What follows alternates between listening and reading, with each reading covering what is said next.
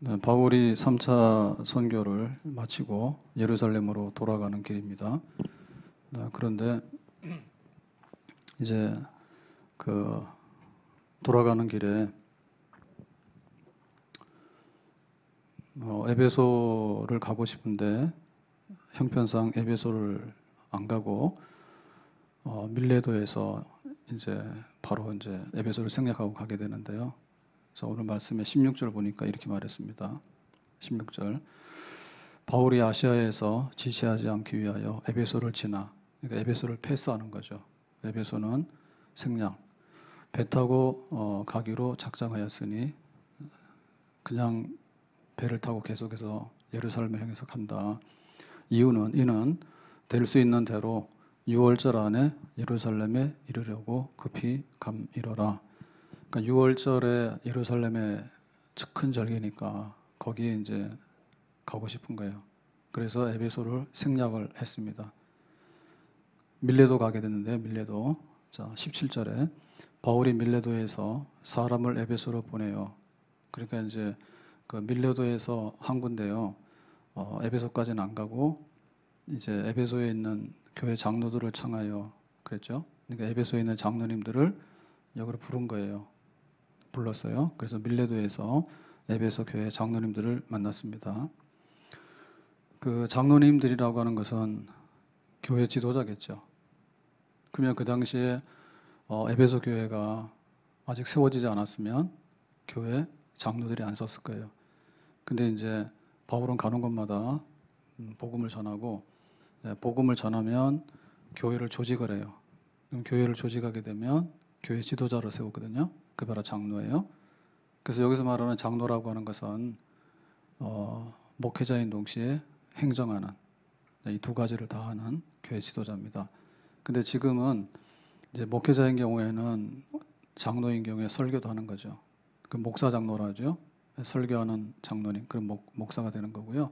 그냥 지리 장로, 그러면은 교회 전반적인 영적인 걸 돌보는 그런 장로를, 설교 안 하는 장로를 장로로 한다. 지금 분리돼 있어요. 근데 초창기에는 이 두 가지를 다 하는 거예요. 그래서 교회의 영적인 거, 말씀 전하는 거, 그다음에 뭐 판단하는 거, 이런 걸 전부 다 이제 지도자인 장로가 하게 되는데, 장로가 서 있었죠. 왜냐하면 바울이 처음에 에베소 가서 복음을 전했죠. 그러니까 그 복음 전할 때 이제 두란노 서원에서 큰 부흥의 역사 일어났잖아요. 그리고 이제 폭동이 일어나가지고 마게도냐하고 아가야하고 이렇게 한 10개월 정도 이렇게 쭉 2차 선교를 돌아봤죠. 선교지를. 그러고는 이제 다시 돌아가는 길에 지금 밀레도에 와가지고 에베소는 생략하고 에베소 장로님들을 밀레도로 오라 했잖아요. 그러니까는 이미 그 에베소에는 믿는 사람이 굉장히 많았고 또 교회가 굉장히 컸어요. 그러니까 이제 거기에 지도자를 세운 게 맞죠.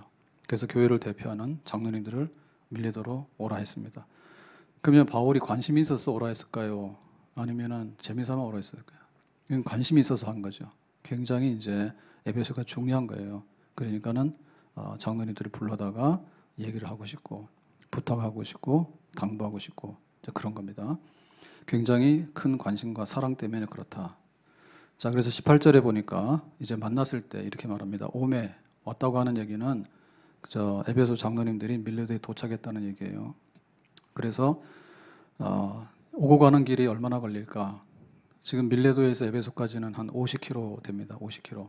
50km면 우리가 여기서 볼 때 강남 저쪽 끝에 동쪽까지 가는, 서울의 끝까지 가는 그런 거리가 되겠죠. 그러니까 거기를 사람을 보내서 가고 그 다음에 에베소 장로님들이 오고 하는 왕복 100km죠. 그래서 이거 한 3일 걸렸어요. 빨리 해도. 한 3일 정도가 이제 시간이 경과한 다음에 그들이 도착하니까 그들에게 말하되, 바울이 에베소 교회 장로님들에다가 말하는 겁니다. 아시아에 들어온 첫날부터, 그 여기서 말하는 아시아라고 하는 것은 에베소 지역이죠. 에베소 지역을 아시아 지역이랍니다. 아시아에 들어온 첫날부터 지금까지. 그래서 바울은 두란노 서원을 중심으로 해가지고 한 3년 동안 여기서 이제 선교를 했잖아요. 그래서 지금 다시 돌아가는 길에 장로를 초청했잖아요. 그러니까 적어도 한 3년 동안, 처음부터 지금까지 한 3년 동안 내가 항상 여러분 가운데서 어떻게 행하여 했는지를 여러분도 아는 바니.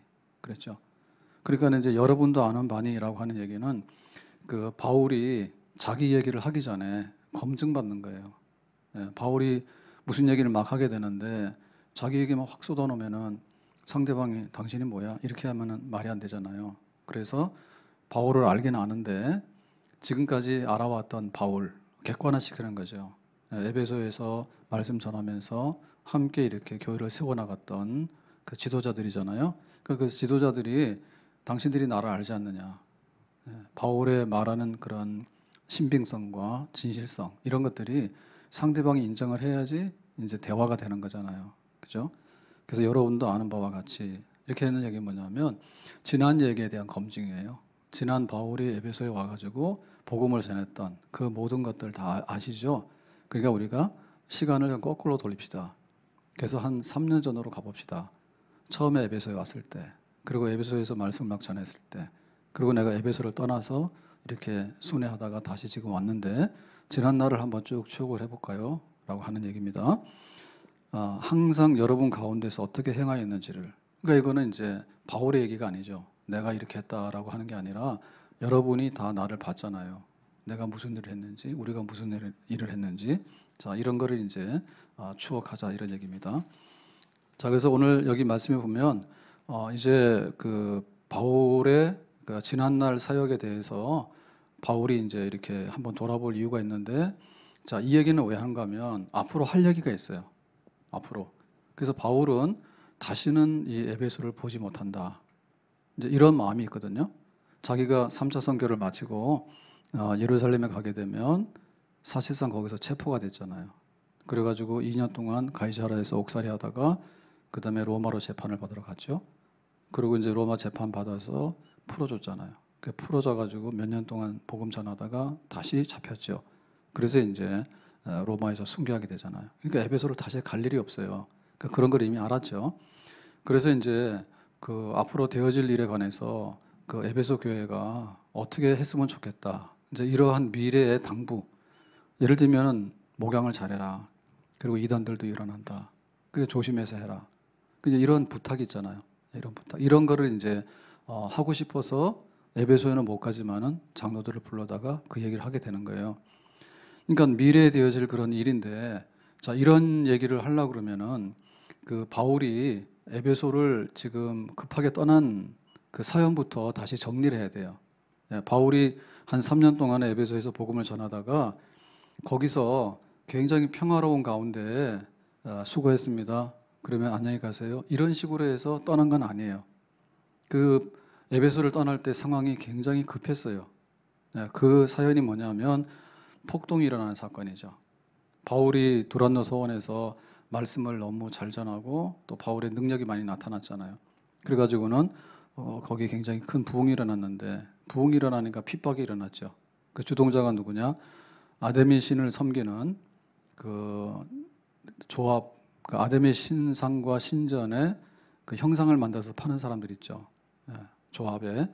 거기에 데메드리오라는 사람이 주동이 돼가지고 이제 바울이 아데미 신을 모독한다. 그리고 우리가 이제 먹고 살 길이 막혔다.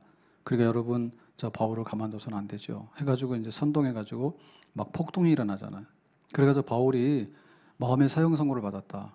근데 급하게 피해서 구살생으로 살았다. 그렇게 해서 극적으로 탈출하게 된 거예요. 그래서 이제 그 마게도냐, 그 다음에 아가야, 고린도까지 쭉 가서 한 10달이 지난 다음에 3차 선교를 끝내면서 돌아가는 길이 있는 거죠. 그러니까 그 지난번에 헤어질 때 모습이 굉장히 오해의 여지가 있어요. 바울이 도망간 사람 아니야? 그리고 우리하고 말도 없이? 뭐 이런 식이 돼버리니까 바울이 자기의 그 진심이라든지 혹은 내가 얼굴을 대면해서 내가 어떻게 지금 그 후에 내가 지내왔는지 이런 것들을 말함으로 인해 가지고 에베소 교회도 저 바울에 대한 이해를 하게 되고 바울도 에베소에 대해서 그 동안에 한 10달 동안 만나는 거잖아요. 후에 내가 피하고 나서 만나는 거 아니에요? 그러니까 이제 에베소 교회 현황도 알게 되고 그러니까 이렇게 하기 때문에 급하게 에베소는 못 가지만은 불러다가 대면해서 이야기를 한참 하게 된 것이죠. 오늘 이 얘기를 보면요. 우리도 교회에 관심이 있어야 돼요. 교회에 관심이 있어야 돼. 그래서 오해 여지가 있는지, 혹은 나는 교회를 잘 알고 있는지, 교회는 나를 잘 알고 있는지. 그래서 우리가 서로 간에 영적으로 이해가 있고 공감이 있고 관심이 있고 사랑이 있어야 됩니다. 아멘. 코로나 때문에 어떻게 지내는지 확인도 해보고, 또 겨울인데 추워졌어요, 그죠? 진짜 겨울이 왔는데요. 날씨는 추운데 어떻게 지내는지 관심이 있어서 만날 수 있으면 만나고, 못 만나면 불러다가 얼굴 잠깐 보고, 안 되면 전화라도 해보고. 그러니까 바울은 에베소에서 지난날 한 3년 동안에 심혈을 기울여서 복음을 전하고 거기다가 관심을 쏟았거든요. 그러니까 지나가는 길에 쓱 지나가겠어요? 그렇게 못하죠. 부득불레가 일정 때문에 저기 에베소까지는 못 들어가지만은 밀레도에서 내가 가는 것보다는 장로님 들어오는 게 빠르겠어요. 그 만나봐요. 라고 해가지고 그 지난날에 그 있었던 상황들도 설명을 하게 되고, 그리고 앞으로 해야 될 일도 얘기하게 되고, 또 바울의 각오도 얘기하게 되고. 그래서 이제 정식으로 이 에베소 장로님들하고 바울하고 이제 이별하면서 그 눈물의 이별을 하게 됩니다. 다시는 못 본다는 말 때문에. 그러니까 그렇게 하니까 아름답잖아요. 그러니까는 막 도둑놈 도망가듯이 말이에요. 어느 날 사라져 버렸어. 교회도 그렇거든요. 교회도 어느 날 보니까 사라져 버렸어. 어떻게 함께 예배드리고 함께 교회를 섬겼던 성도들이 하루 사이에 얼굴을 돌려버립니까? 남인 것처럼. 그리고 교회가 어떻게 됐는데 관심이 없어. 옛날에 우리 유치원 지하실에 있을 때 한번 한강에 홍수 나서 물난리 난 적이 있거든요. 그때 90, 한 6년, 7년 그쯤인가? 하여튼 간에 그 90년대에 큰 홍수 난 적이 있어요. 한강 범람해가지고 일산다 그래. 그래가지고 여기 신도시 하수들이 역류돼가지고 하수물이 안 빠지니까 침수가 되잖아요. 침수되면 어디로 가냐면 지하실이 제일 먼저 침수되잖아요. 그래가지고 우리 또 봤는데 비가 너무 많이 와가지고요. 막 물바다가 됐는데 이제 교회를 가봤죠. 지하실. 그랬더니 그 물이 이제 막 들어오잖아요. 유리창이 있으니까 물이 들어오는데 수압 있죠. 수압. 물의 압력이 있어요. 그래가지고 그게 유리가 퍽 터지더라고. 그 유리가 일반 유리니까요. 바깥에서 물이 들어와서 이렇게 딱 창틀에 이렇게 차니까요. 유리가 퍽 터져. 그래가지고 물이 콱 쏟아지는데 우리 장의자 있죠. 긴 의자 이렇게. 거기에 이제 막 예배당에 물이 들어오는 거예요. 그래서 거기 무릎 정도까지 이렇게 물이 막 차니까 그 의자가 둥둥 뜰라 해. 그래가지고는 우리 교회는 얼마 되지도 않는데 막 교회로 오라 했어. 그래가지고는 막 이렇게 그 바가지로 막 물 퍼내고 그래가지고 수혜를 한번 입은 적이 있어요. 그 정도가 다행이에요. 그러니까는 교회에 관심이 있으니까 그때만 하더라도 와라 그러면은 막 교인들이 양동이하고 막 들고서 막 왔어요. 들고 왔어요. 그것만이 아니죠. 교회가 뭐 재정적으로 어떠니, 혹은 또 교회가 여러 가지 사안들이 있잖아요. 뭐 우리 교회 이전을 많이 하고 건축을 몇 번 한다고. 그럴 때마다 이게 종류가 다르더라고. 네, 바울은 에베소에다가 전심전력을 다했고요. 또 관심이 굉장히 많았어. 네, 그러니까 에베소 장로님들도 바울에 대해서 고맙게 생각하고 항상 이게 됐어요. 되는 집에는 그렇게 되는 거예요. 근데 이거 저거 남 얘기에 대해서 하고요. 관심이 없어. 교회가 떠내려가는지 불타는지, 뭐 교회가 주저앉는지, 아니면 교회가 지금 성전을 건축하는 큰 일을 하고 있는지, 이 관심 없으면 교인이라 보기 어렵죠. 지금 50km 밖에 있는 그 에베소에다가 사람을 보내서 좀 오세요라고 하는데 할 수 있겠어요? 지금 요 교회 옆에 있는데도 오라고 하면 안 옵니다. 근데 좀 멀리 지금 저기 밀레도 항구에서 에베소까지. 에베소도 배를 타고 갈 수 있거든요. 시간이 걸리죠. 근데 거기다가 사람을 보냈을 때 오라고 그러면 에베소 장로님들이 건방지네? 우리 바빠 죽겠는데 바울이 뭔데 오라 가라 해? 만약에 이런 식으로 답이 오면 어떻게 되겠어요? 굉장히 민망하겠죠. 근데 그렇게 안 했죠. 그렇게 안 했죠. 그래서 정말 그 오라고 하니까 좋게 받았고요. 그리고 오라 하니까요. 그냥 왔어요. 달려왔어요. 바울이 지나가는 길에 에베소에 들르지 못하지만 밀레도에서 좀 보자 한다니까 그 장로님들이 그냥 달려왔어. 그래가지고 이제 이렇게 만나게 된 거예요. 그러니까 교회가 살아있는 교회, 살아있는 교회는 주님의 뜻을 위해서 서로 간에 대면하고 또 오해도 풀고 또 서로 간에 이해도 높이고 그래서 점점점 뭔가를 뜻을 같이 해서 하나님의 나라를 세워나가는데 조금도 빈틈이 없고 허술함이 없는 줄로 믿습니다. 아멘. 목사님 얘기하는 거 부교육자 알아듣지도 못하고 또 교회에서 하려고 하는 거 교구에서 알아듣지도 못하고 뭐 이렇게가 중구난방이 돼가지고 뭐 50kg가 뭡니까? 50kg가. 네. 한 길 옆에 있어도 교회 안에서도 딴살림 차리고요. 관심이 없어요. 여러분 기도합시다. 그럼 기도를 해야 되는데 기도하자 그러면 일어나서 뛰어다니고 말이에요. 상관없이. 그런 건 아니죠. 그래서 에베소 교회가 섰던 겁니다. 자, 그래서 이제 장로님들을 만나가지고 얘기를 하게 되는데 바울이 지난날 얘기를 어떻게 할까? 뭐 지금 같으면 우리가 그러겠죠. 사진 내놓고 이거 3년 전에 우리 했던 거지. 아니면은 지난 2년 전에 뭐 했던 거지. 뭐 이런 얘기를 할 거 아니야. 예, 바울이 얘기를 하는데요. 어떻게 얘기하는가? 오늘 19절에 보니까 이렇게 말하죠.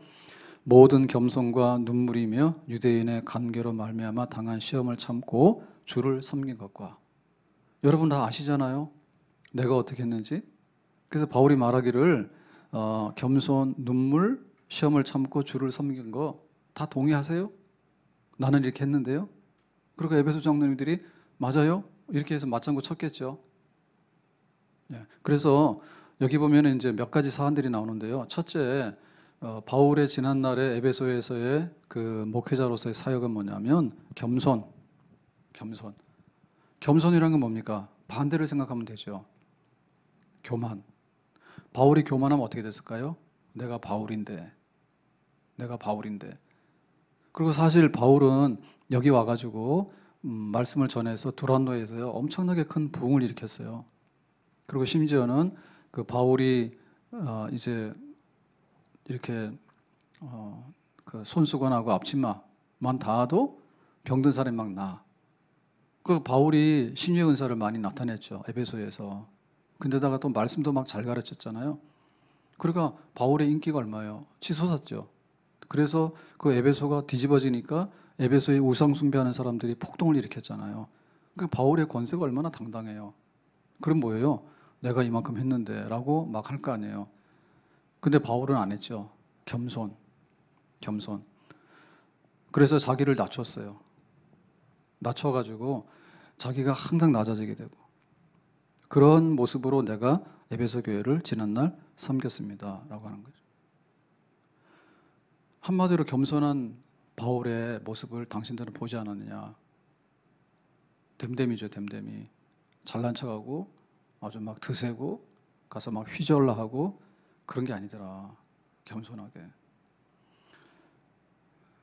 우리나라를 보면 지금 지도자들이 갖춰야 될 덕목들이 있는데요. 그냥 때려고 부시는 것 같아, 지금은.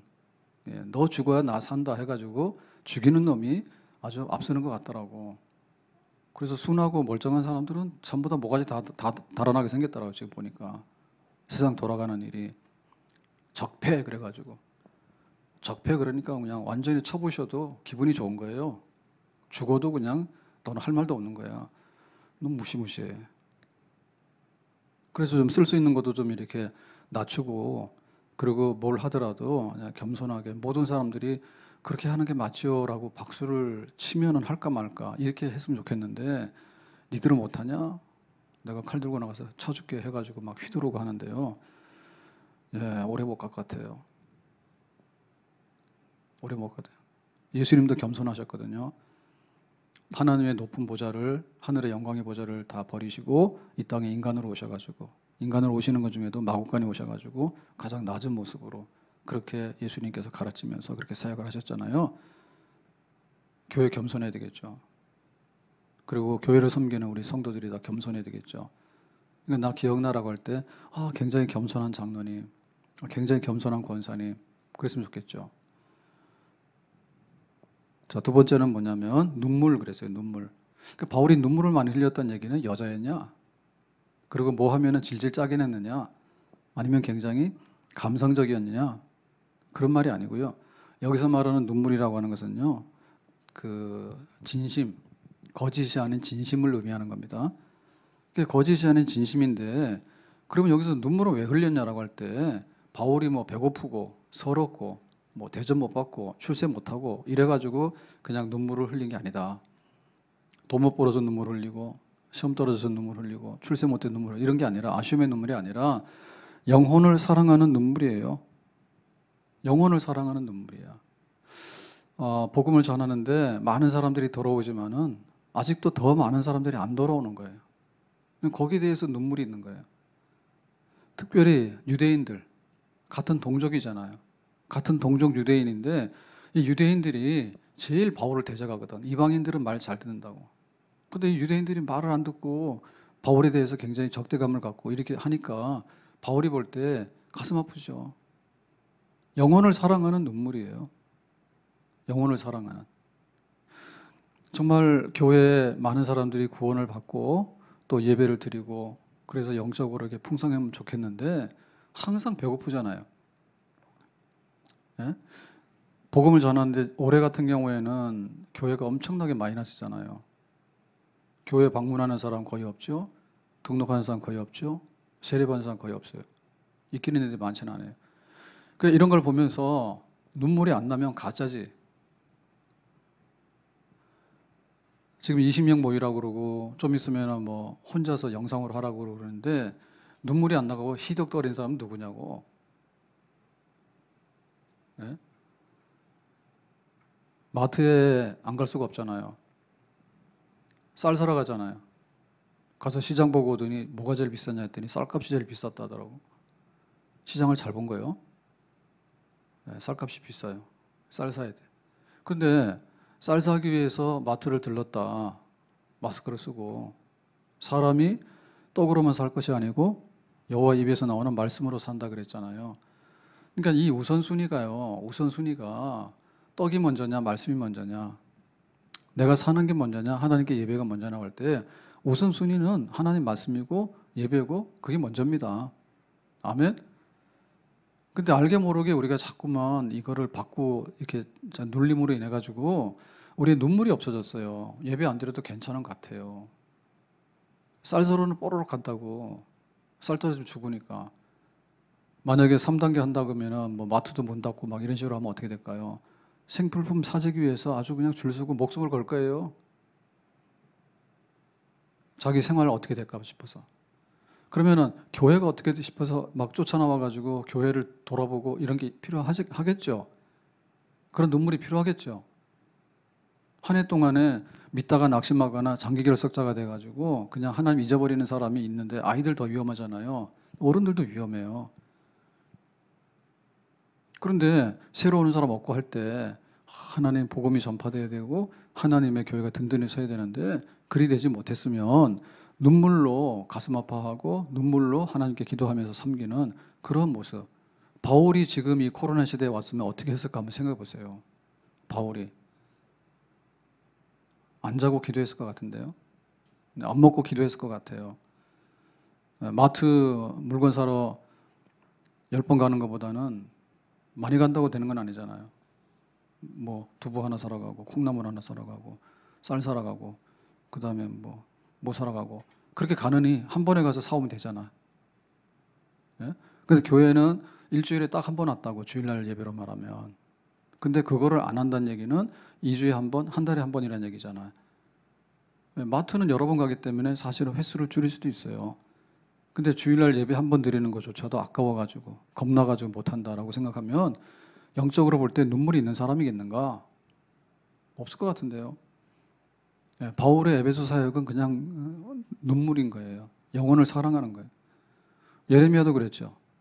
지금 바벨론 군대에 의해 가지고 이제 예루살렘이 무너지고 성전이 불타고 포로로 잡혀간다. 하나님께서 그걸 알려주셨잖아요. 그러니까 예레미야가 기가 막히게 울잖아요. 근데 이 백성들이 모르잖아요. 어떻게 될지를. 중간에 끼어가지고 하나님 너무나 눈물 나는데요. 얘네들이 알아듣지 못해요. 그리고 그런 얘기하면 재수 없다고 입 다물러 하고 그렇게 하니까. 첫째는 겸손이고 태도잖아요. 두 번째는 영혼을 사랑하는 마음인 거예요. 자, 그것이 바로 에베소의 3년이었어요. 자, 세 번째로 보면 유대인의 관계로 말미암아 당한 시험을 참고 주를 섬긴 것 그랬죠. 그러니까 바울이 주님을 섬겼는데 섬길 때 어떤 모양으로 섬겼냐면 그 종의 모양, 노예 모양으로 섬겼다. 주님을 위해서. 그러니까는 자기 주권이 없는 거예요. 하라고 하고 하지 말라면 안 하고 그냥 주인이 말씀만 하시면 나는 그대로 하겠습니다. 이렇게 했는데 그때 상황이 뭐냐면 이게 배부르고 등 따뜻하고 그냥 월급도 주고 이렇게 좀 이렇게 그런 좋은 환경에서 종로로 산 게 아니야. 그게 아니고 유대인들의 간계로 말미암아, 그러니까 유대인들이 얼마나 지독하게 적대감을 가지고 바울을 괴롭혔는지 몰라요. 그래서 항상 유대인들의 이 끝은 뭐냐면 바울 언젠가 죽여야 되겠다. 저 죽여야 되겠다. 그러니까 그런 살해 위협이 그들 마음속에 있는 거죠. 그러니까는 뭐든지 하면은 안 좋게 보고 그다음에 기회가 되면 해를 가려고 해를 가다 보면 저건 죽여야 되겠다.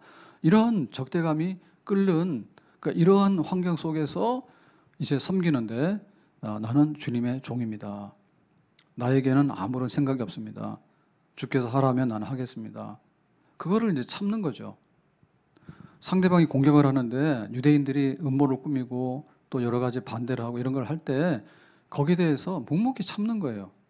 참으면서 오직 주님을 섬기는 데만 충성을 다했다.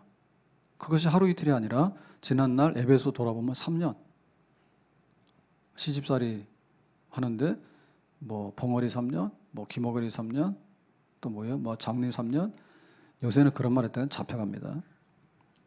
인권 뭐 어쩌고 해가지고 잡혀갑니다. 뭐 여성 학대를 잡혀갑니다. 근데 그 정도로 이제 고달팠는데 옛날에 그걸 어떻게 했어요? 그냥 참았죠. 참았죠. 그런 거 지금 못해요. 그런데 지금도 교회를 섬길 때 여러 가지 안 좋은 형편이 있다 하더라도 나는 주님을 섬깁니다. 내가 주님의 종입니다. 난 주님의 노예입니다. 딱 갖다 내놓는 거지. 그런 마음을 했다고. 군대 가면 어떻게 됩니까? 군대가 어려운 게 뭐냐면 내 하고 싶은 대로 못 하는 거예요. 내 하고 싶은 대로. 내 하고 싶은 대로 못 해가지고 내가 자고 싶을 때 못 자고 먹고 싶은 건 못 하고 노는 건 못 하고 그거 하기 때문에 종이야. 국가의 종인 거예요. 그 규율에 매여가지고 그게 어렵잖아요. 그러면 우리가 교회를 섬기고 하나님을 섬기는데 내 종이냐? 요즘은 종 없는 것 같아. 종 없어. 교회에 대한 충성심이나 주님에 대한 충성심이 별로 없어요. 그건 내가 알아서 하는 거예요. 내가 알아서 하고 내가 좋으면 하고 내가 하고 싶으면 하고 하는 거예요. 그러니까 바울이 에베소를 섬길 때 했던 모양하고 너무 다르죠. 바울은 딱 내놓고 나는 예수님의 종이에요. 그냥 나는 아무런 권리가 없어요.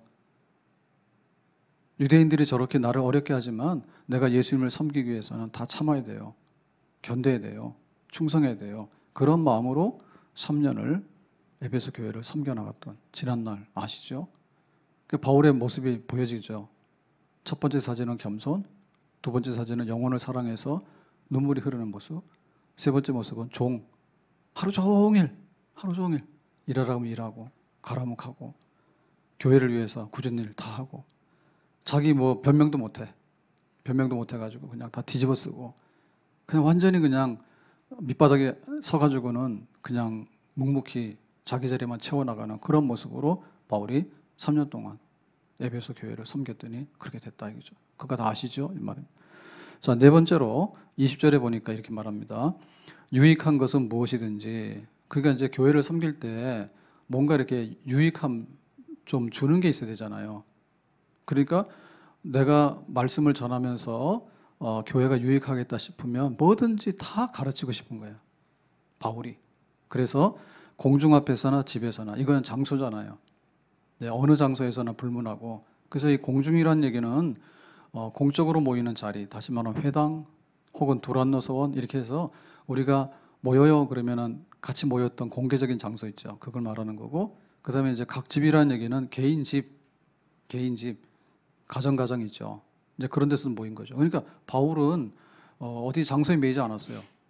출근이 따로 없어. 오늘 김 집사님 있네, 오늘은 이 집사님 있네 그러면 제가 교회 처음 갔더니 교회 신방을 하라 그래서 하는데 신방을 그 오전에 신방을 잡아서 했는데 10몇 가정, 15가정인가 한 적이 있어요. 어떻게 이렇게 빨리 했냐. 굉장히 가까워, 교인들 집이. 지금처럼 그렇게 멀지 않아가지고요. 그래서 여기 갔다 하면 옆집 갔다 이렇게 도는데 거의 한 10분, 20분 간격으로 와서 기도하고 예배드리고 아무것도 안 하고 일어서고 그다음 기도하고 이제 예배드리고 일어서고 이렇게 해가지고 오전에 쪼라락 해가지고 점심 안 먹고 했다 열 몇 가지. 그래서 교회에서 그다 하지 말라더라고. 너무 많이 해가지고 할 게 없어.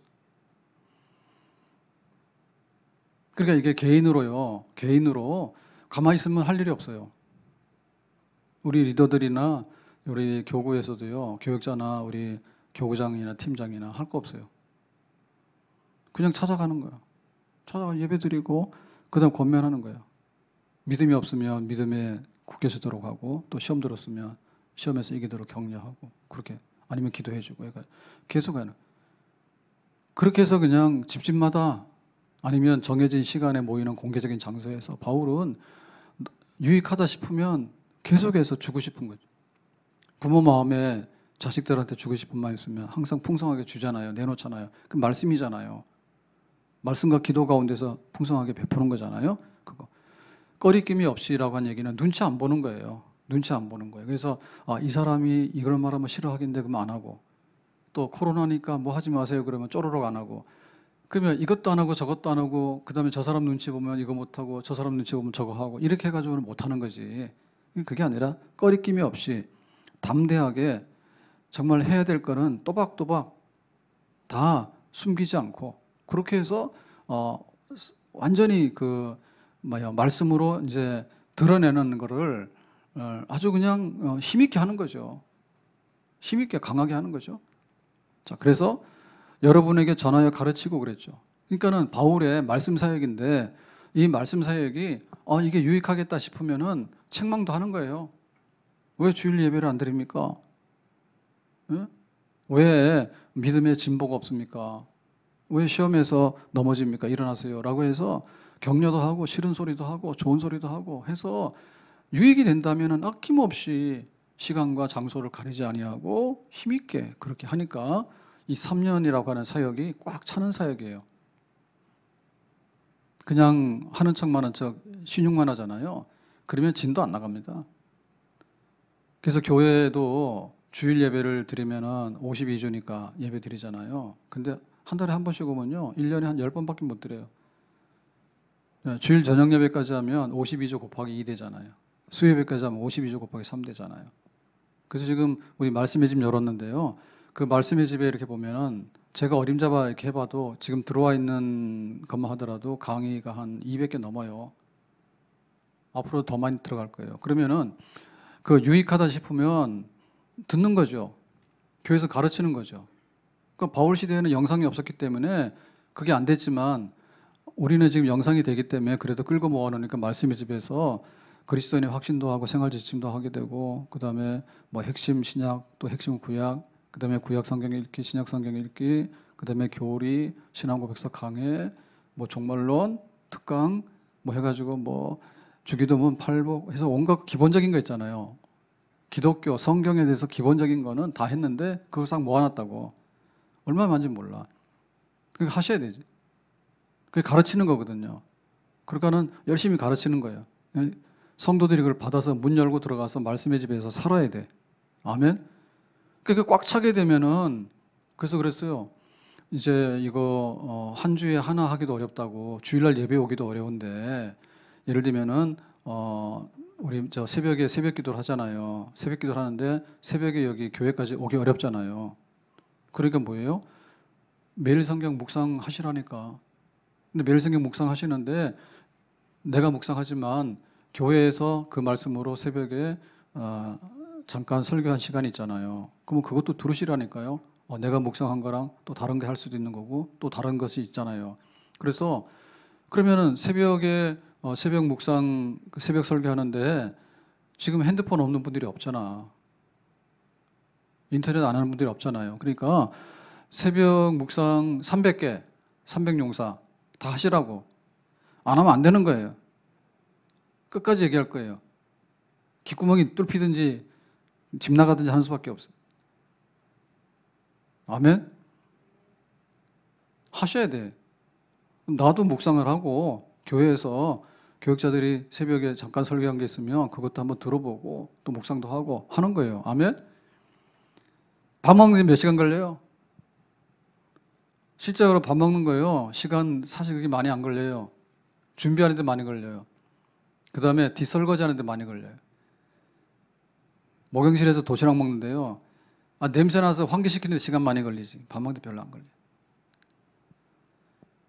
그러니까 우리가 그 하루에 말씀 묵상하는 10분, 20분, 30분 시간이 아깝다 그러면 그 사람은 정신이 잘못된 거야.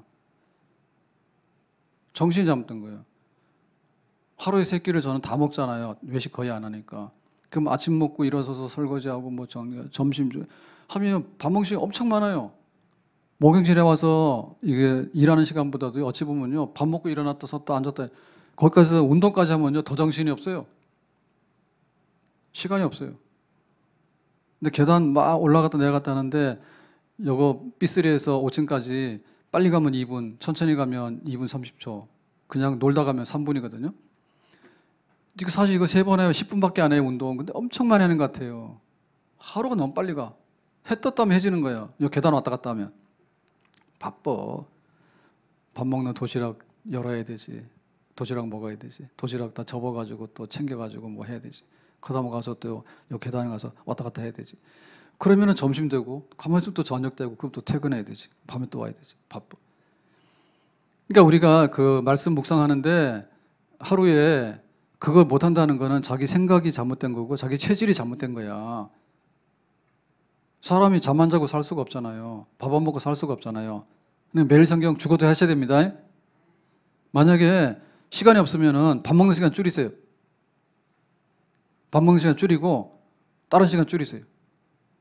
그리고 말씀 묵상하셔야 돼. 그래서 예평지를 이렇게 예를 들면은 우리가 5학기제가 있는데 한 학기에 하나씩 하라 했단 말입니다. 권하기를. 그러면 매주마다 하나 강좌를 하는 거잖아. 한 강의를 하자는 매주마다. 그것도 까먹고 힘들다 하더라고. 그래서 막 우리 방울 목사님도 그러고 교역자들이 아주 그냥 진이 빠진대. 이번에 뭐 하셨어요? 전화하기도 그렇고 그거 체크하기도 그렇고 힘들대. 그러니까 본인이 알아서 하시라니. 본인이 알아서 하셔가지고 이번에 내가 주기도문을 시작했어요. 구약 성경 읽기 시작했어요. 그리고 이번에 끝났어요. 알아서 좀 교회도 알려주시라고. 그것도 못해요? 세금 고지서에도 얼마나 많은지 몰라. 저는 그래서 신경 안 써요. 통장이 있긴 있는데 몰라요. 나는 어떻게 하는지. 그래도 그거 세금 막 다 납부하고 다 해야 돼. 안 하면 못 하는 거예요. 잡혀가. 그래서 막 저도 세금 내잖아요. 세금 내는데 본인이 요즘은 다 자진신고하죠. 그죠? 기타 소득세 자진신고해야 되는데 솔직히 제가 안 하고 방울 목사님 시켜서 했다고. 좀 해달라고. 그래서 얼마를 냈다고. 근데 똑똑하지 않으면 살아갈 수 없다니까 지금. 똑똑하지 않으면 살아갈 수가 없어. 그런데 우리가 이 말씀을 유익하니까 바울이 가르쳤다는데 그 당시에 에베소에서 가르치는 거 얼마나 어렵겠어. 여기 장소에 와가지고 아니면 집에 신방 가가지고 대면해가지고 마이크나 있었겠어요? 그냥 육성으로 해가지고 막 힘들었겠잖아. 그래서 여기 지금 저 말씀의 집에 그 말씀도 보면요. 한 주에 한 시간 내기가 굉장히 어렵다 하는데 그것도 내 생각이 잘못돼서 그래. 주경야독 하는 거예요. 형살의 공이야. 말씀에 대한 사모하는 마음이 있으면. 아멘?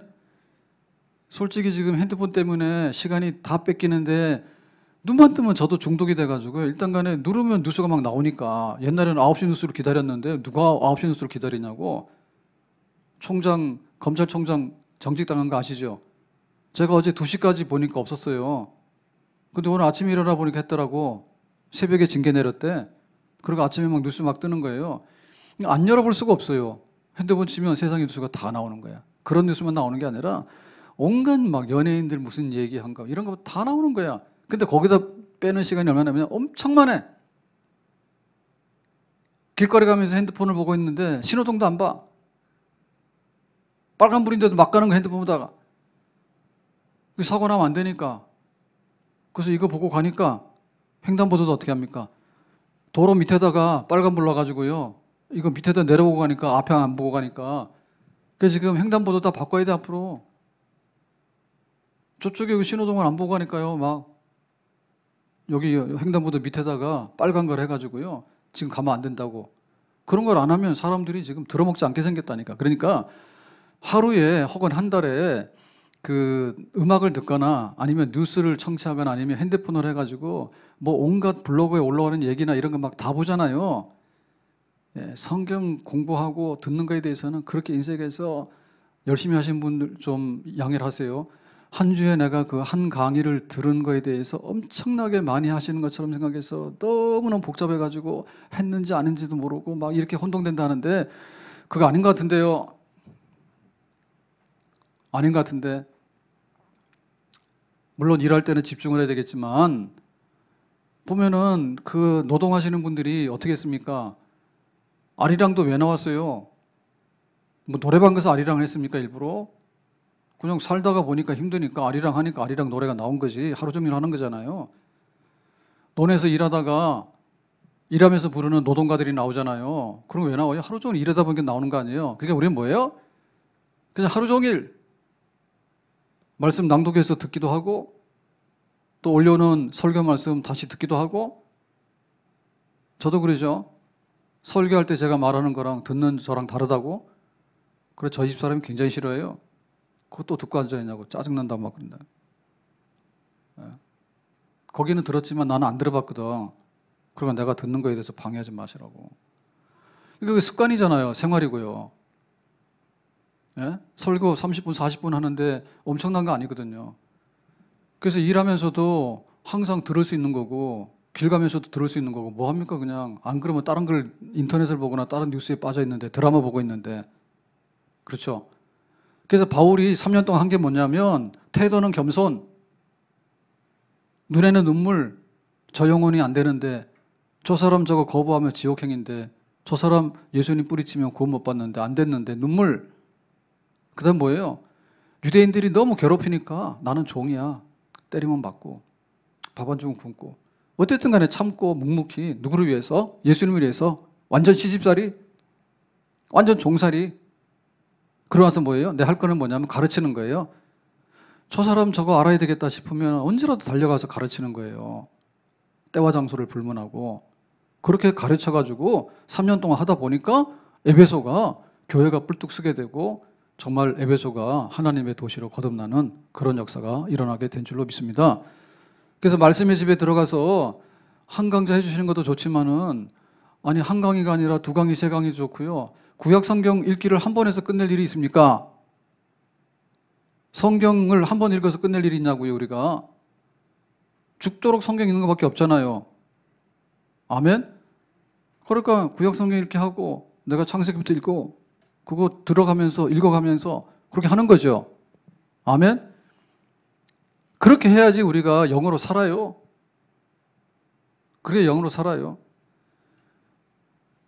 줄이고가 해가지고 가장 적은 게 아니라 풍성하게 말씀으로 하나님 말씀하시는 분이기 때문에 이 말씀 진리를 내가 풍성히 내 생활 속에서 항상 내가 갖는다. 항상 갖는다. 자, 그래서 어떻게 했는 거 아니? 21절에 보니까 가르치는 내용이 이렇습니다. 유대인과 헬라인들에게 하나님께 대한 회개와 우리 주 예수 그리스도께 대한 믿음을 증언한 것이라. 회개, 믿음. 자, 이것이 바울이 가르치는 것의 핵심이었어요. 회개, 믿음. 그럼 뭐가 먼저입니까? 믿음이 먼저가 아니라 회개가 먼저예요. 근데 회개는 회개로서 끝난 게 아니라 믿음으로 가야 돼. 그래서 회개와 믿음과 회개인데 유대인이나 헬라인에게 가릴 것 없이 회개해라 라고 하는 얘기는 뭐냐면 우리가 구원받아야 될 사람이다. 우리의 죄가 많다. 그래서 유대인들에게는 율법을 봐라. 너희들은 율법에 보니까 다 율법을 어긴 것밖에 없잖아. 오라 나는 공고한 사람이로다. 죄 많지? 그러니까 어떻게 해야 돼? 하나님의 심판을 받아야 되는데 그러면 구원을 받아야 되겠지? 회개해라. 이방인들은 뭡니까? 이방인들은 법 없이 막 살아왔잖아요. 근데 자기 양심에 비춰볼 때 또 여러 가지 생활로 비춰볼 때 이방인들도 죄를 깨달아야 되는 거죠. 그래서 회개해라. 이것이 첫 번째 하나님 말씀인 거예요. 너희들이 어디서 잘못됐는가를 깨달아 알아서 구원받아야 된다? 회개해라. 회개에 대한 메시지예요. 그래야지 하나님의 구원이 임하게 된다. 그러면 구원받으려면 뭐냐면 믿음이 있어야 된다. 누구에 대한 믿음이요? 예수 그리스도께 대한 믿음이다. 그러면 예수님에 대한 믿음 뭐냐면 예수님이 십자가에서 죽으신 것은 왜 죽었느냐면 우리의 죄를 대신하기 위함이다. 대속의 죽음이다. 그리고 이제 예수님께서 3일 만에 부활하심으로 인해서 우리는 죄 사함 받을 수 있는 길이 열리게 됐다. 그게 바로 믿음이죠. 죄를 깨달아야지 내가 죄를 없이 하는 일을 할 거 아닙니까? 나 죄 없다고 하는데 병원 안 가는 사람한테 치료의 역사는 없는 거죠. 병원 딱 가게 되면 의사가 하는 말이 뭐냐면 어디가 아파서 오셨어요? 어디가 문제가 있어요? 이거 묻잖아요. 나 건강한데요? 왜 왔어요? 요거는 정신과에서는 그럽니다. 정신과에서는요, 자기 다 건강하다 해요. 그러니까는 가족이나 뭐 한 사람들이 강제로 동의하면 입원시킬 수 있는 규정이 있다잖아요. 그거는 정신과 병이기 때문에 그런 거예요. 보통 병은 뭐냐면 배 아파요, 머리 아파요, 뭐가 안 좋아요, 다 얘기를 하는 거예요. 그래서 딱 말해서 하나님의 율법 앞에 혹은 양심의 법 앞에 혹은 세상의 법 앞에서 너가 흠이 많지라고 할 때 거울로 봐. 그러네요. 인정해라. 그래서 이 회개를 요청하는 그게 없으면요, 진짜 구원의 역사 없는 거예요. 그래서 교회 문턱을 넘어왔는데 교회 문턱 뭐 남았냐면 내가 교회 와서 무슨 재미가 있을까? 혹은 무슨 돈을 벌까? 이렇게 넘어온 사람들 뭐냐면 회개가 없는 사람들이에요. 그 회개가 없는 사람들은 굉장히 실용적이고 세상적인 하나의 처세술 내지는 세상적인 윤리 도덕에 대한 강연을 받으러 온 거죠. 나는 병난 게 없는 거예요. 그런 사람들이 들랑달랑 해봐야 그거는 구원으로 이르는 길에 갈 수가 없어요. 회개. 하나님 말씀 앞에. 자, 그 다음에 믿음인데 예수를 믿음으로 인해 가지고 진짜 구원을 받을 수 있겠구나. 예, 우리의 의나 우리의 행위가 아니고 오직 믿음으로. 그래서 이거는 하나님의 은혜다. 예수님께서 십자가의 구속 사건을 통해서 믿는 자에게는 의가 없는데도 의롭다 해준다 하는 의. 이 의를 네가 믿음으로 받아들이도록 해라. 이거는 그냥 주는 은혜다. 그래서 믿음으로 의로워진다? 이것은 하나님의 은혜다? 복음이죠, 복음. 이 복음을 바울이 열심히 전한 거예요, 에베소에서. 얼마 동안? 3년 동안. 자, 오늘 말씀 맺겠어요. 우리가 교회를 3년 섬겼어. 그럴 때, 나 알아요, 그럴 때. 몰라요? 라고 얘기를 하면 뭐예요? 참 허탄한 겁니다. 바울이 그랬잖아요. 다 아시죠? 나 누군지, 바울이지. 그래, 바울인지 알아. 근데 나 아시죠? 라고 할 때, 맞아요. 우리에 가서 복음을 전한 사도죠. 다 알아. 근데 나 아시죠? 그랬더니, 맞아요. 겸손한 분이잖아요. 교만하지 않고 허세 부리지 않아요. 겸손했잖아요. 나 알지? 그랬더니, 맞아요. 정말 한 영혼 살리기 위해서 눈물 많이 흘린 분이잖아요. 알아요. 그렇게 많은 눈물을 흘려가지고 그 눈물을 통해서 지금 에베소의 교회가 세워진 거예요. 우리가 알아요. 바울이 묻잖아요. 여러분 나 아시죠? 그랬더니 맞아요. 유대인들이 그렇게 반대하고 괴롭히고 죽이려고 따라다니고 적대시하고 그렇게 해코지했지만은 예수님의 종으로서 주님의 일을 위해서 묵묵히 얻어맞기도 하고 비난받기도 하고 부대접받기도 하고 핍박받기도 하고 차이기도 하고 까이기도 하고 그래도 그냥 예수님의 종이기 때문에 견뎌냈던 거, 시집살이 했던 거 알아요? 나 아시죠? 그랬더니 알아요. 때만 되면 그냥 뭔가 유익하다고만 하면 달려와서 말씀을 가르쳐가지고 회개해야 됩니다. 믿음으로만 쓰게 되면 구원을 받습니다.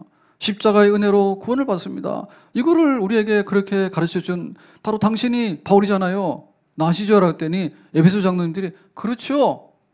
바울이 말하는 거 다 맞아요. 라고 다 그거를 인정하고 함께 받아들이고 격려함으로 인해서 하나가 된 거예요. 그래서 우리의 이력서를 내놔라. 이력서 내놔라. 이력서 가짜로는 내놓죠. 나는 겸손한 사람이에요. 나는 천사예요. 뒤로 보니까 악마던데. 나는 교회를 다녀요. 교회를 다니기는 교회 부셨던데. 나는 예수님을 증거해. 예수님 증거하기는 뭐예요? 예수님 증거하는 걸 때려 막았던데. 내가 교회를 사랑해요. 교회에다가 손해만 끼쳤던데. 내가 교회에서 뭐 직을 받았는데요. 직을 받으면 뭐해? 자리만 채웠던데. 다 아시죠? 맞아요.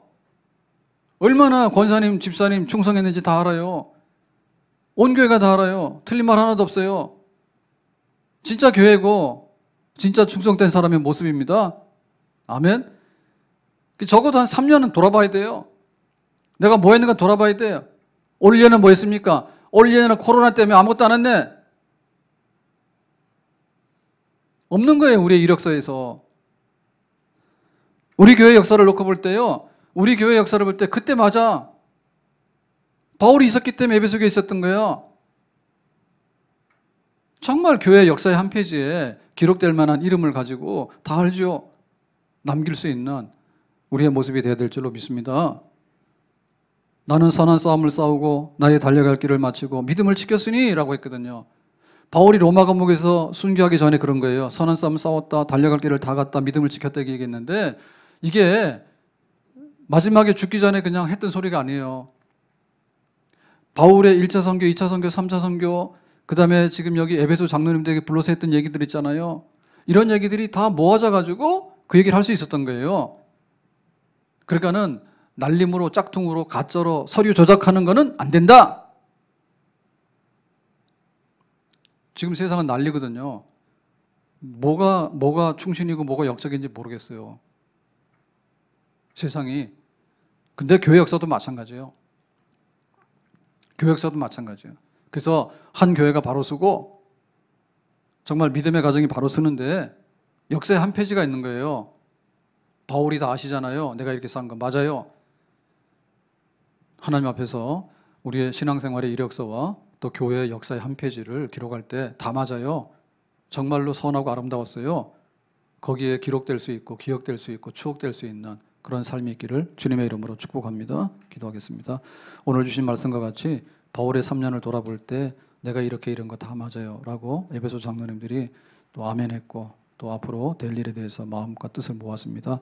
오늘 우리에게도 후회로움이 없도록 지난 날을 돌아볼 때 뒤집어지는 것이 없도록 주님 앞에 다 칭찬받고 교회 앞에 칭찬받는 그런 일만 하고 그런 생활만 할 수 있도록 도와주시기를 바랍니다. 예수님의 이름으로 기도합나이다. 아멘.